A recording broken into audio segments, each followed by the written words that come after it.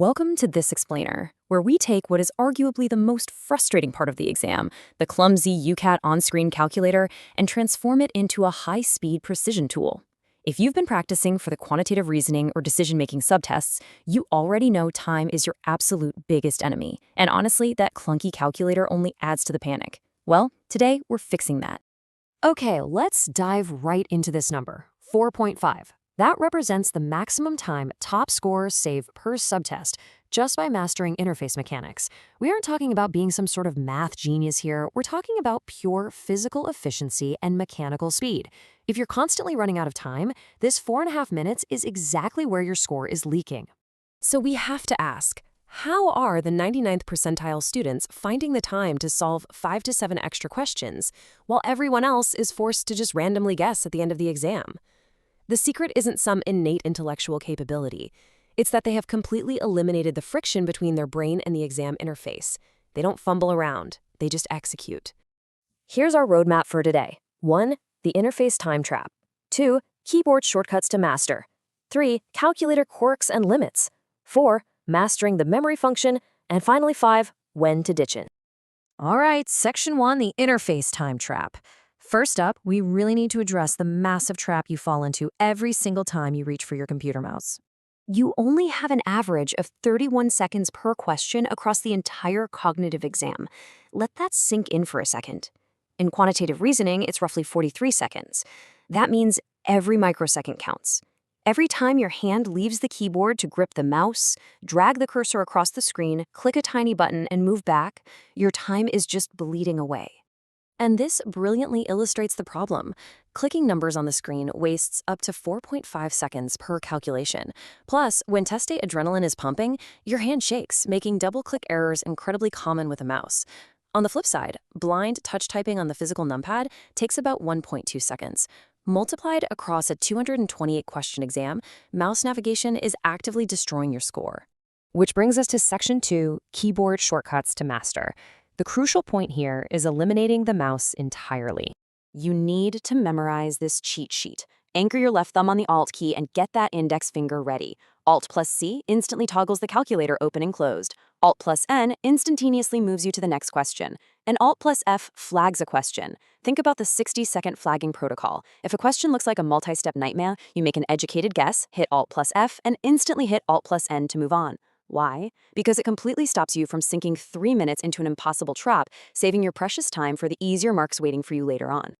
Just a very quick but absolutely critical warning for test day. You must ensure the green numlock light on your keyboard is actually on. If you forget to check this at the test center, your rapid touch typing is just going to frantically scroll the screen instead of entering numbers, causing absolute panic. So check it before the timer even starts. Let's move on to Section 3, Calculator Quirks and Limits, because trusting this thing blindly is an absolute recipe for disaster. Here's how dangerous the UCAT calculator actually is. It completely ignores standard order of operations, like BODMAS or PEMDAS. Instead, it blindly calculates from left to right. In mathematical reality, 12 minus 4 times 2 is 4, because you have to multiply first, but the UCAT calculator literally does 12 minus 4, which is 8, and then multiplies that by 2, giving you 16. If you blindly type a complex string of math directly into the interface, you're going to get bizarre, incorrect results. Now, what's really interesting here is realizing this is a very basic 4-function tool.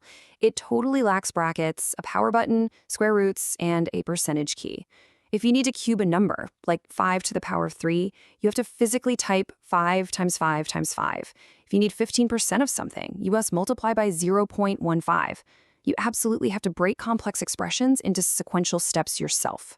And if you make a mistake, don't panic. But you do need to understand the difference between backspace and ON/C. Backspace deletes a single digit, which is great for minor typos. But hitting ON/C, or the escape key on some keyboards, clears the entire display and cancels the whole equation. If you mess up a multi-step calculation, just clear the whole shebang with ON/C and accurately retype it. Okay, Section 4, Mastering the Memory Function. Now we're entering advanced territory, turning multi-step problems into an absolute breeze. These keys are your most powerful tools for complex data questions, but again, don't click them with the mouse. Let's take a second to map out the keyboard equivalents so you can lock them in. P stores a value into memory. M subtracts from it. C recalls your stored value. And pressing C twice clears the memory entirely. With a bit of practice, you can store a subtotal, clear your screen, calculate a brand new value, and then recall your subtotal for a final division, all without ever taking your eyes off the screen. The reason this is absolutely crucial is that writing messy decimals on a laminated whiteboard with a thick marker just wastes time and invites copying errors. The memory function completely eliminates that risk, keeping your workflow entirely digital and lightning fast. But listen closely, you must remember to hit C twice at the end of the question. If you don't clear it out, you'll accidentally carry stored data into the next problem and completely derail your math. Finally, Section 5, when to ditch it. This is where we reveal the ultimate secret of top-tier quantitative reasoning candidates.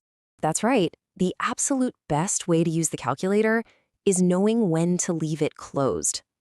I know the instinct under pressure is to reach for it the second numbers appear on the screen. You really have to resist this urge. Let's look at how this builds our speed strategy. Think about the time deficit. Opening the calculator, typing, and reading a result takes anywhere from 5 to 15 seconds. If you can calculate a sum mentally in 3 seconds, waiting 15 seconds to use the interface is a massive net loss. You should rely entirely on your brain for times tables up to 12 by 12, simple adding and subtracting, easy percentage conversions, and dividing by 2, 4, 5, or 10. Strictly reserve the calculator for those nasty, complex, multi-step decimal divisions. To support this mental math strategy, I highly recommend you take a screenshot of this slide right now or physically jot it down. You must commit these fraction to percentage cheat codes to memory. Knowing off the top of your head that 37.5% is exactly 3/8 allows you to quickly divide mentally rather than multiplying by awkward decimals on the screen. It's this combination of sharp mental math and tactical calculator deployment that creates truly elite pacing. Speed on the UCAT is not about rushing your thoughts. It is about automating your mechanical interface movements. This quote hits the nail on the head and perfectly summarizes our explainer today.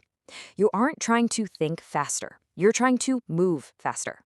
By automating your fingers, anchoring your left hand on the Alt keys and your right hand on the numpad, your brain reclaims 100% of its bandwidth for actual cognitive deduction. So the choice is entirely yours, but I challenge you right now. During your next mock exam, physically push your mouse to the side of the desk. Force yourself to touch type and use the hotkeys. It's going to feel a bit awkward at first, sure, but once the muscle memory clicks, you will never look back. And consider this, if mastering just the calculator interface can save you 4.5 minutes, what other hidden test mechanics are currently draining your score? Are you ready to rethink your entire UCAT strategy and reclaim those lost minutes?